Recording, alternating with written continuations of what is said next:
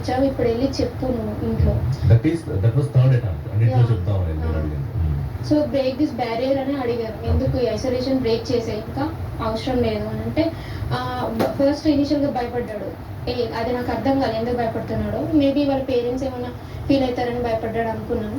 ఆ తర్వాత ఇంటికి వెళ్ళి వచ్చాడు. ఇంటికి వెళ్ళి వచ్చి కొద్ది రోజుల్లోనే నాకు ఇట్లా ఒక మ్యాచ్ వచ్చింది, మ్యారేజ్ ప్రపోజల్ వచ్చింది. వాళ్ళు 200 crores ఆఫర్ చేస్తున్నారు.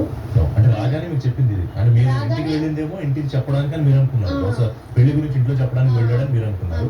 బట్ తను వచ్చిన తర్వాత మీకు చెప్పింది ఇది 200 crores మ్యాచ్ నాకు ఒకటి వచ్చింది అని అంటే మరి నువ్వేమనుకుంటున్నావు అంటే నేను మా బావ పేరు పవన్ కుమార్ రెడ్డి.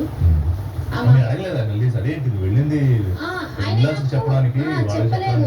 అప్పుడు ఏమన్నాడు అంటే నేను మరి నువ్వేమనుకుంటున్నావు అంటే నేను ఇంకేం అనుకోవట్లేదు, నేను చెప్పాను మా బావకి ఒక ఇట్లా నీ గురించి నేను చెప్పాను మా బావకి అని చెప్పాడు సార్.